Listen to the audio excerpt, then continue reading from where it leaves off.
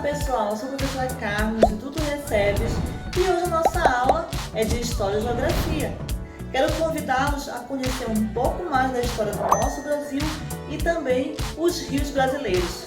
Vem comigo, vem estudar História e Geografia.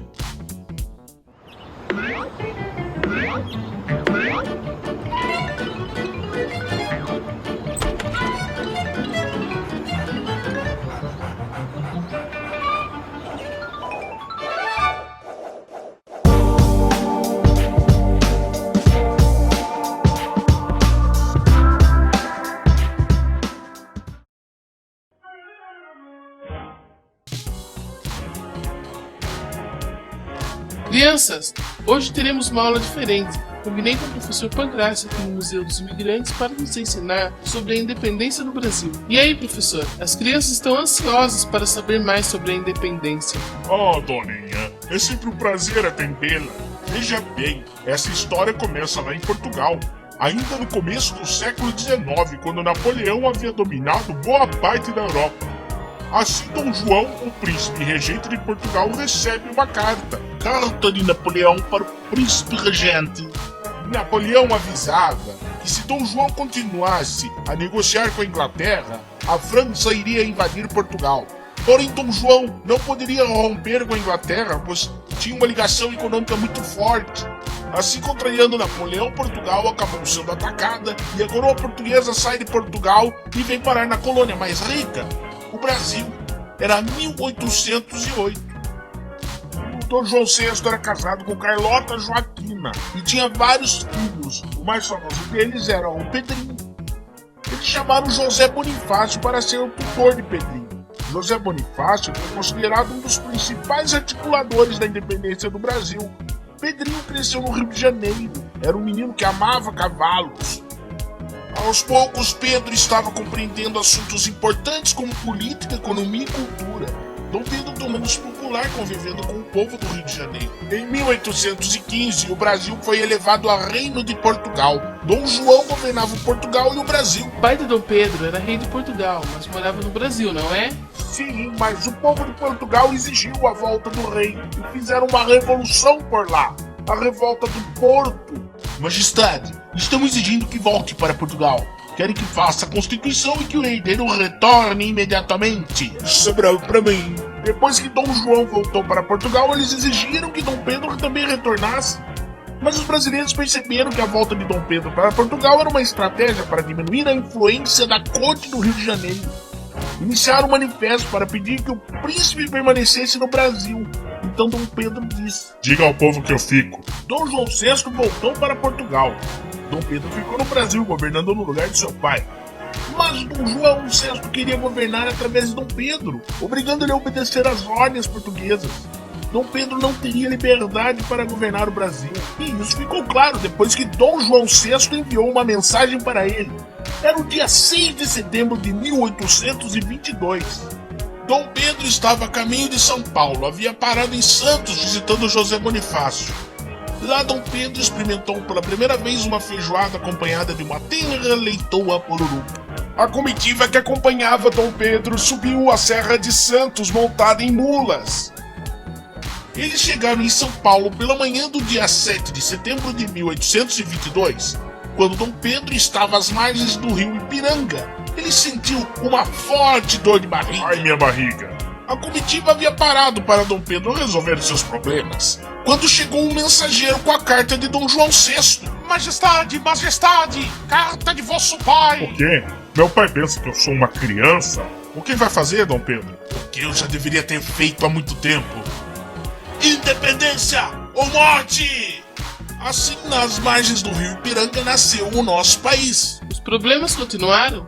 Não é bem assim. Essa independência política levou o Brasil a ter uma dependência econômica da Inglaterra. Dom Pedro I teve que emprestar dinheiro dos ingleses, além do mercado brasileiro ficar dependendo das libras da Inglaterra. Então nosso país já nasceu devendo? Dorinha, Dom Pedro teve que enfrentar inúmeras dificuldades durante seu governo, mas esse é um assunto para outra conversa. Só estranhei que a independência foi proclamada por um português e não por um brasileiro.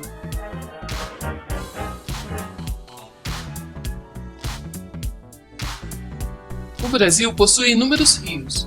Os rios são compostos por água doce, e a abundância desse recurso destaca o nosso país como um dos maiores reservatórios de água do mundo. A maior parte dos rios é perene, nunca seca totalmente. As águas fluviais desaguam no mar, porém podem desaguar também em depressões no interior do continente ou se infiltrarem no solo. A hidrografia brasileira é utilizada como fonte de energia. A Bacia Hidrográfica Amazônica é a maior bacia hidrográfica do mundo. Quando entra no Brasil, passa a se chamar Solimões e, após o encontro com o Rio Negro, perto de Manaus, recebe o nome de Rio Amazonas. A Bacia Amazônica está localizada em uma região de planície e tem cerca de 23 mil quilômetros de rios navegáveis e possibilita o desenvolvimento do transporte hidroviário. A navegação é importante nos grandes afluentes do Rio Amazonas, como o Madeira, o Xingu, o Tapajós, o Negro, o Trombetas e o Jari. A Bacia Hidrográfica do Rio São Francisco, seu principal rio é o São Francisco, com 3.160 quilômetros de extensão. É o maior rio totalmente brasileiro e percorre 5 estados: Minas Gerais, Bahia, Pernambuco, Alagoas e Sergipe.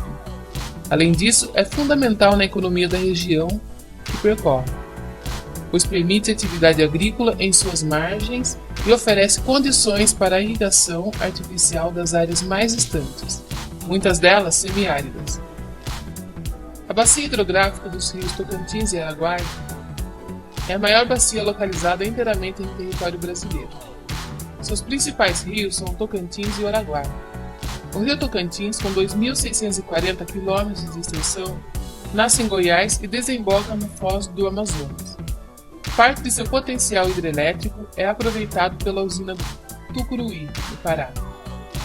O rio Araguaia nasce em Mato Grosso, na fronteira com Goiás, e une-se ao Tocantins no extremo norte do estado do Tocantins. A bacia hidrográfica do Rio da Prata tem origem no encontro dos rios Paraná, Uruguai e Paraguai, na fronteira entre Argentina e Uruguai. Esses rios são os principais formadores dessa bacia. O rio Paraná nasce na junção dos rios Paranaíba e Grande, na divisa do Mato Grosso do Sul, Minas Gerais e São Paulo. Apresenta o maior aproveitamento hidrelétrico do Brasil, abrigando, por exemplo, a usina de Itaipu. A bacia hidrográfica do Atlântico Sul é composta de várias pequenas e médias bacias costeiras, formada por rios que desaguam no Oceano Atlântico. O trecho norte e nordeste engloba rios localizados no norte da bacia amazônica e aqueles situados entre o Foz do Rio Tocantins e a do Rio São Francisco. Entre eles está o rio Parnaíba, na divisa entre o Piauí e o Maranhão, que forma o único delta oceânico das Américas. Entre a foz do Rio São Francisco e a divisa do Rio de Janeiro e São Paulo estão as bacias do trecho leste, nas quais se destaca o Paraíba do Sul. O rio Tietê também está ligado a um importante ciclo econômico da história do Brasil, pois ele atravessa todo o estado de São Paulo e foi muito importante na época da expansão territorial. Hoje é o rio mais poluído do Brasil, mas existem ações ambientais que buscam a despoluição do rio Tietê no futuro. A partir de São Paulo começam as bacias do Sudeste e Sul. O rio mais importante é o Itajaí, no estado de Santa Catarina. Aliás, a própria extensão do rio favoreceu a ocupação dos imigrantes alemães no século XIX. Então, gostaram da aula? Viram quantas riquezas tem o nosso Brasil? Viram a importância de nós sabermos a história do nosso país? Eu quero agradecer a atenção de vocês. Não esqueça, curta, compartilhe, deixe o seu comentário. Muito obrigada, um beijo no coração e fiquem com Deus.